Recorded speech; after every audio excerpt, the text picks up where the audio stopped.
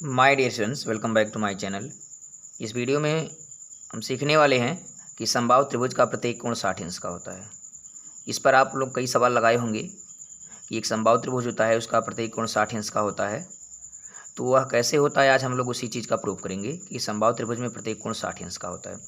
तो आप जानते हैं, अगर समबाहु त्रिभुज है तो उसकी भुजाएं क्या होंगी? समान होंगी। इसका मतलब ही होता है सम माने बराबर, बाहु माने भुजा। जिसकी भुजाएं बराबर होती हैं उनको हम लोग समबाहु त्रिभुज कहते हैं। तो समबाहु त्रिभुज अगर है तो उसकी भुजाएं बराबर हैं, तो आप लिख सकते हैं, क्या लिखेंगे कि चूंकि ABC एक समबाहु त्रिभुज है। समबाहु त्रिभुज है, त्रिभुज का मैं प्रतीक बना दे रहा हूँ, त्रिभुज है।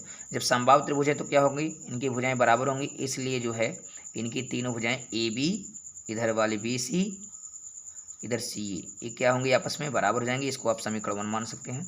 और एक प्रमेय आप और भी पढ़े होंगे कि समान भुजा के सम्मुख कोण बराबर होते हैं। अगर भुजाएं समान हैं तो उनके सामने वाली जो कोण है वो बराबर होंगे। समान भुजा के सम्मुख कोण बराबर होते हैं। इस चीज़ का अब हम लोग प्रयोग करेंगे। अब क्या करेंगे, ये जो भुजाएं समान हैं इसको हम लोग कोण में चेंज कर देंगे। कैसे कोण में चेंज करेंगे? देखें, AB भुजा है तो कोण में चेंज करना, क्योंकि हमें कोण का मान निकालना है। तो AB भुजा के सामने कौन सा एंगल पड़ रहा है? तो आप देख पा रहे हैं AB भुजा ये है, इसके सामने देखिए AB भुजा ये है, इसके सामने कौन सा एंगल है? तो आप देख पा रहे हैं कोण C है। तो यहाँ पे आप लिखेंगे कोण C। यहाँ इसके बाद लिखा है BC, तो BC के सामने कौन सा एंगल है? तो BC ये है, BC भुजा के सामने आ रहा है कोण A, तो इसके स्थान पे हम लोग कह देंगे कोण A बराबर CA है। तो CA के सामने कौन सी भुजा है? तो CA है, इसके सामने कोण B है। ठीक है, तो इस तरह से जो है सभी भुजाओं को हमने कोण में चेंज कर दिया। आप लिख सकते हैं, इसको आप समीकरण 2 भी कर सकते हैं। अब यहाँ रीजन लिख देंगे, समान भुजा के सम्मुख कोण, समान भुजा के सम्मुख कोण बराबर होते हैं। अगर भुजाएं समान है तो कोण बराबर होते हैं। इस चीज़ को आप दर्शा देंगे, बराबर होते हैं। ठीक है, तो हमने इसको लिख दिया।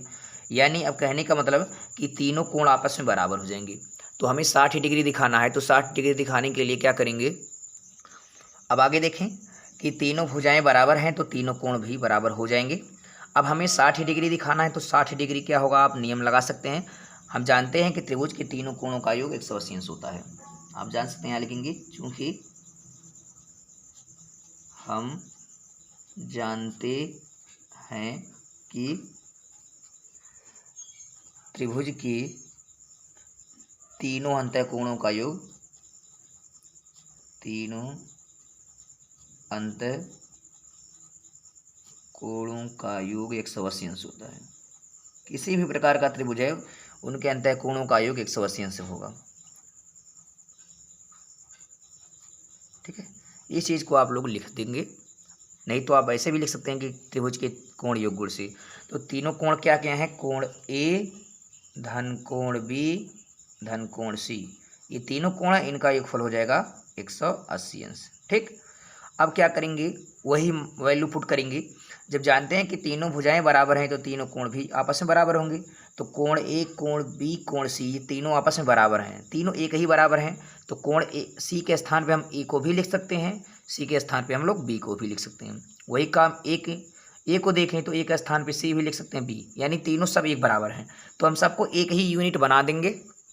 जो कोण A है उसको ऐसे रहने देंगे और B को भी हम लोग कोण A बना लेंगे, क्योंकि B भी कोण A के बराबर है, तो इसको भी हम कोण A कर देंगे। और कोण C की जगह पे भी हम लोग कोण A लिख देंगे, क्योंकि तीनों कोण आपस में बराबर है, यानी सब यूनिट समान कर देंगे, बराबर 180 अंश। एक कोण A, दो कोण A, तीन कोण A, यानी 3 बार आया तो इसको हम लिख सकते हैं 3 कोण A बराबर 180 अंश। अब यहाँ 3 गुणा में है तो इससे हम भाग दे सकते हैं, 3 छक 18 हो गया 60। तो कोण A बराबर क्या हो जाएगा?